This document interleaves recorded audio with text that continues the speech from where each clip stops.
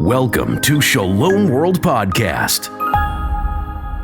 Welcome back to another episode of Heroic Lives, where we explore the extraordinary stories of saints whose wisdom, courage, and faith continue to shape our world. Heroic Lives.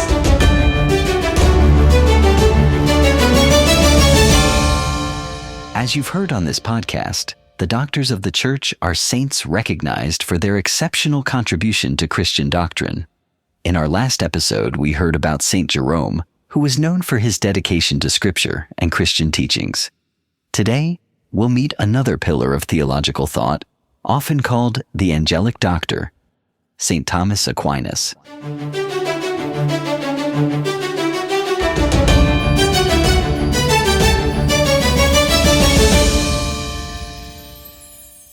Now, don't let the title Doctor of the Church scare you off.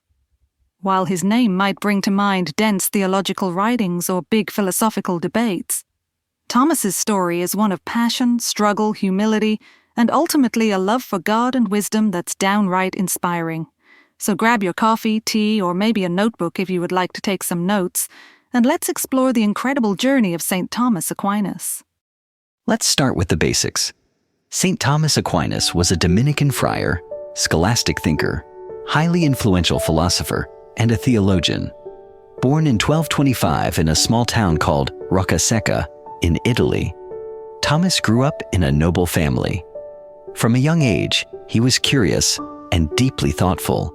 It could be said that he was the kind of kid who didn't just ask questions like, "Why is the sky blue?" but probably also, "Why does anything exist at all?"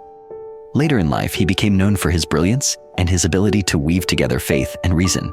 In fact, he earned nicknames like Dr. Angelicus, which means Angelic Doctor, and Dr. Communis, or Common Doctor, owing to the sublimity of his thought and theology, purify of his life, clarity in his reasonings, and his extensive writings on the angels. So let's rewind to Thomas's childhood. He was born into privilege and sent to Monte Cassino Abbey at just 5 years old to begin his education. Imagine being 5 and already learning theology. His family probably thought he would grow up to be an abbot or hold some high-ranking position in the church. But something happened along the way that changed everything. When Thomas went to the University of Naples as a teenager, he discovered the writings of Aristotle, the ancient Greek philosopher. And for Thomas, it was like a light bulb moment. Aristotle's logic and reasoning captivated him. At the same time, Thomas felt called to join the Dominican-Order. Now, if you're unfamiliar, the Dominicans are a group of friars dedicated to preaching, teaching, and living a simple life. But as we told you earlier, this wasn't what his family had in mind, as they dreamt of him holding a high-ranking position in the church. When Thomas announced his decision, his family was rather shocked. They tried everything to prevent him from entering the Dominican Order, even locking him up in a tower for a year. But Thomas didn't give in. Instead, he used that year to study, pray, and strengthen his resolve. Eventually, his family gave up, and Thomas officially became a Dominican friar. After joining the Dominicans, Thomas went on to study under Albertus Magnus, one of the greatest scholars of the time. Fun fact, Albertus once called Thomas a dumb ox, not because he thought Thomas was stupid, but because Thomas was quiet and humble. Little did Albertus know, this ox would produce a theological roar that would echo through the centuries. Thomas had taught at prestigious universities like Paris and Rome, and his lectures were groundbreaking. He wasn't simply talking about faith. He attempted to show how faith and reason could work together. As taught by Thomas, science, philosophy, and theology aren't opposed to one another. Rather, they all point to the same ultimate truth, God. Now let's talk about what Thomas is most known for, his writings. His masterpiece is the Summa-Theologica, which is basically a massive encyclopedia of theology. It tackles everything from the nature of God to ethics and the role of Christ. One will be left to wonder how logical and organized it is. He answers big questions step by step, almost as if he's walking you through a puzzle.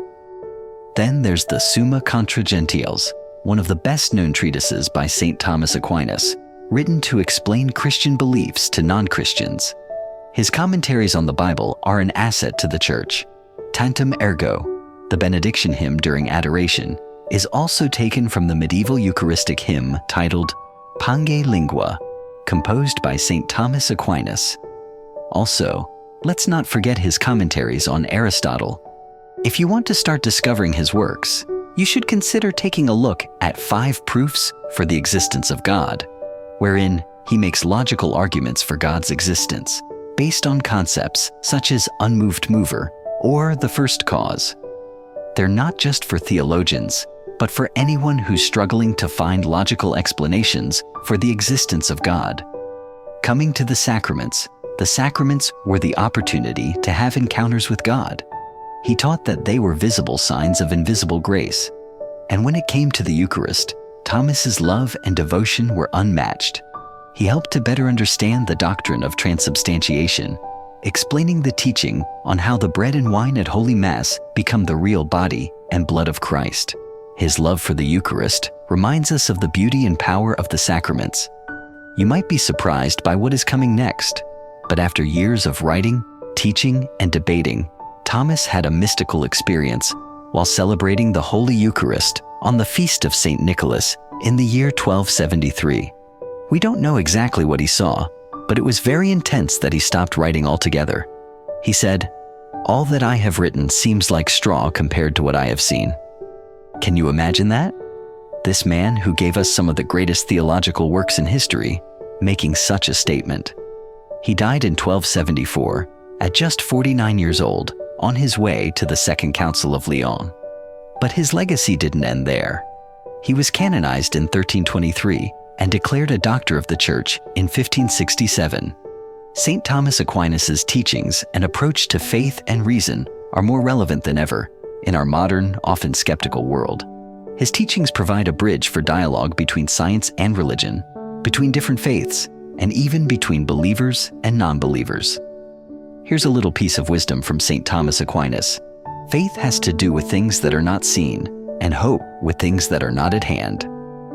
Let this remind us of the power of faith, a gift that opens our hearts to the mysteries of God.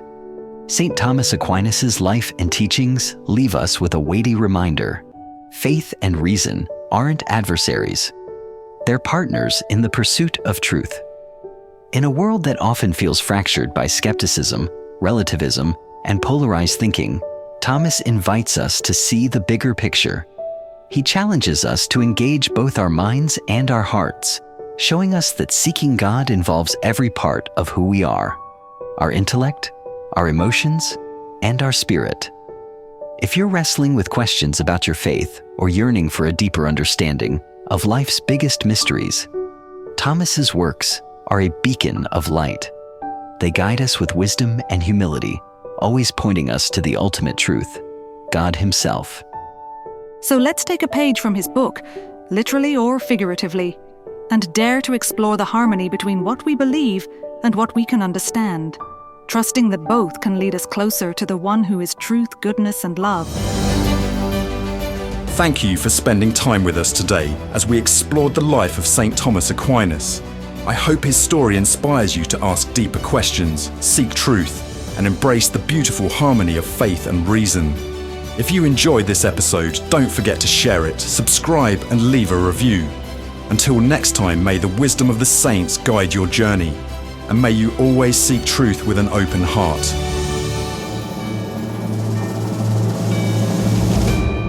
Shalom-World Podcasts is now available on all online platforms, including Apple Podcasts, Spotify, and others.